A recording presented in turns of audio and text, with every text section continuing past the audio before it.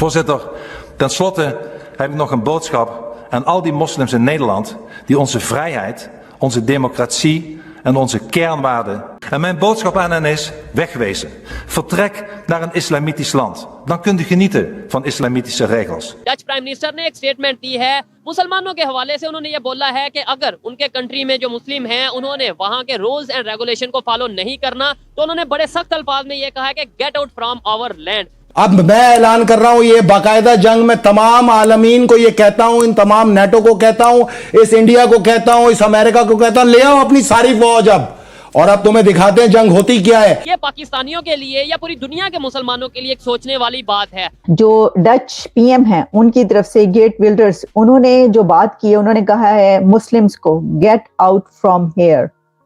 मुसलमानों के लिए डच पीएम ने ये कहा है कि दफा हो जाओ यहाँ से। और उसके ऊपर एक्सप्लेनेशन देते हुए उन्होंने ये बोला है कि भाई अगर यहाँ पे आपने रहना है तो हमारे रूल एंड रेगुलेशन को फॉलो करना होगा, नहीं तो फिर आप अगर अपने ही रूल्स को फॉलो करना चाहते हैं तो किसी इस्लामिक कंट्रीज में चले जाएं या फिर अपने कंट्री में वापस चले जाएं। दुनिया में ये फैसला जान लो हमारी तरफ से किया जाने वाला कि अब इस सरजमीन पे या तो सहूनी बसेगा या मुसलमान बसेगा। ये दो मुल्की नजरिए खाक कर देंगे हम। कि एक तरफ इंडियंस की अगर बात करें, हिंदुस्तानियों की बात करें, तो बहुत से ऐसे कंट्रीज हैं जो इंडिया को वीजा फ्री एंट्री देना चाहते हैं। This is how Pakistanis are recognised in UK कि पाकिस्तानी आया है, गंद मचाएगा। ये कोई पॉजिटिव काम नहीं करेगा, ये जहां जाएगा दुनिया में गंद मचाएगा। अगर आतंकवाद नहीं भी करेगा, बाय द वे अगर ये बच गया आतंकवाद से,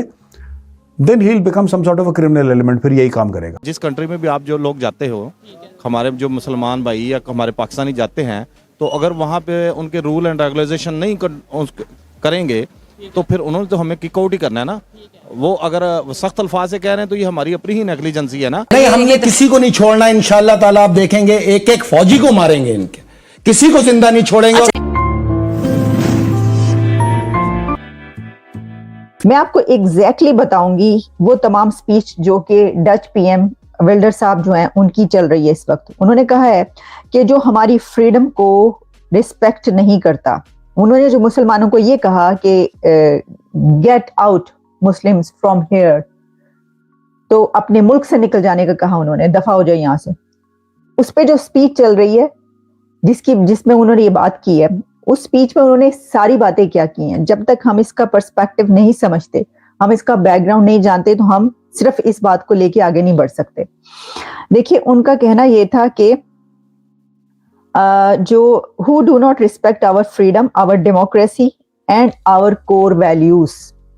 जो एहतराम नहीं करते, जो कि समझते हैं कि जो उनकी किताब में रूल्स जो हैं वो सही हैं और वो इम्पोर्टेंट है उनके लिए, जबकि वो जिस हमारे मुल्क में रहते हैं यहाँ की सेकुलर जो वैल्यूज हैं उससे ज्यादा इम्पोर्टेंट उनके लिए उनके असूल और उनके रूल्स हैं। तो वो कह रहे हैं कि जो लोग ऐसा समझते हैं, और उन्होंने कहा कि मैं समझता हूँ कि ऐसे बहुत सारे हैं यहाँ पर, और रिसर्च जो है प्रोफेसर ने जो की थी वो भी बताया कि किसने ये बताया कि तकरीबन जो रिसर्च बताती है वो 700,000 ऐसे लोग मौजूद हैं हमारे मुल्क के अंदर, उनका ये कहना था। और इसके अलावा उन्होंने कहा कि and my message to them is get out, leave for an Islamic country, कि यहां से दफा हो जाओ, यहां से चले जाओ और अपने, यानी यही मतलब हो ना कि अपने मुल्क में चले जाओ, या अगर नहीं जा सकते तो किसी इस्लामिक कंट्री में चले जाओ। अच्छा, उसमें ये जो उन्होंने बातें कही है ये बहुत इंपॉर्टेंट है। जैसे मैंने आपको कहा, देखिए ये जो है ना, ये तो अपनी जगह पर कि अगर कोई भी किसी भी कंट्री का, किसी भी जगह का कोई भी लीडर इस तरीके से बात करेगा जैसे कि उनको कहा जा रहा है कि वो फार राइट हैं, तो उसको अच्छे उससे नहीं देखा जाएगा, क्योंकि आप अगर ये वाला तरीका शुरू हो गया तो पूरी दुनिया में क्या होगा। लेकिन इसमें एक बात बहुत इंपॉर्टेंट है, और वो ये है कि काफी अर्से से ये बात की जाती है कि जब जो मुस्लिम्स हैं वो अपने कंट्रीज में दूसरे कंट्रीज में आते हैं, यानी कि वेस्ट में आते हैं, यहाँ पर अमेरिका में आते हैं, कहीं और जाते हैं, नेदरलैंड्स में हैं, यूरोप में हैं, कहीं पर भी जाते हैं, तो वो ना तो वहाँ का कल्चर अडॉप्ट करते हैं, ना उनकी लैंग्वेज अडॉप्ट करने की कोशिश करते हैं, ना उनकी वैल्यूज अपनाते हैं, ना उनके कल्चर में शामिल होते हैं। चलें, ये तो अलग बात, आगे से वो कहेंगे कि भाई हमारे लिए वो ठीक नहीं है कल्चर, हमारे लिए वो वैल्यूज हमारी डिफरेंट है, हमारी बहुत मुख्तलिफ है। प्रॉब्लम ये होती है कि इंटीग्रेशन की कि वो उनके साथ मिलते जुलते भी नहीं है, और यही नहीं सिर्फ, बल्कि वो अपने रूल्स वहां पर लागू करने की कोशिश करते हैं। देखिए, आप दूसरे के रूल्स को कहें कि हाँ ठीक है ओके, अपने घरों के अंदर ना लागू करें, बाहर तो आपको फॉलो करने पड़ेंगे रूल्स जो हैं, ट्रैफिक रूल्स जो हैं वो आपको फॉलो करते हैं ना, आप सड़क पे जाते हो, फॉलो किए बगैर तो नहीं रह सकते। इसी तरीके से जो सरकारी सतह पर गवर्नमेंट लेवल पर जो रूल्स हैं वो तो आप फॉलो करते होंगे, मुसलमान दूसरे कंट्रीज में फॉलो करते हैं मजबूरन, लेकिन जो घर के अंदर है वो आप ना करें। तो अगर आप नहीं करना चाहते आप ना करें, उनकी वैल्यूज या जो भी आप समझते हैं ठीक है, आप अपना लिबास पहने, अपना कल्चर करें, वट। लेकिन मुस्लिम्स ये करते हैं कि जाके वहां पर अपने रूल्स कहते उनके ऊपर लागू करते हैं। मतलब यहां तक हुआ, जो कि हमने बहुत मर्तबा बात भी की, ये सारी खबरें चलती रही, सब कुछ आता रहा फ्रांस से लेकर और इंग्लैंड तक, कि वहां पे जो पार्क हैं जहां पे कि वो उन्होंने बनाए हैं अपने चहलकदमी के लिए, वहां पे जाके लिख देते हैं कि नहीं, अपने कुत्तों को यहाँ पे ना लाया करो। तो जब आप किसी दूसरे कंट्री में सुकूनत इख्तियार करते हैं किसी भी बिना पर, कि आपको अपने मुल्क में कोई मुश्किल है, आपको फाइनेंशियल प्रॉब्लम है, आप अपने बेहतरी के लिए जाते हैं, अपने खानदान के कमाने किसी भी वजह से जाते हैं और आप वहां पे अपनी जो है लाइफ सेटल कर लेते हैं, फिर आपको ये इख्तियार नहीं है कि आप दूसरे के कंट्री में जाकर अपने रूल्स में लागू करें। अच्छा, सिर्फ यही नहीं होता, बल्कि एक तो ये कि लड़ाई झगड़े बहुत शुरू हो जाते हैं। अगर हम पाकिस्तानियों की बात करें या फिर मुसलमानों की बात करें, दूसरे कंट्रीज में जब जाते हैं, किसी दूसरे कंट्री लाइक यूरोप में या किसी भी कंट्री में, तो वहां पे हमारी रिस्पेक्ट, हमारी वैल्यू, या हमें किस नज़र से देखा जाए?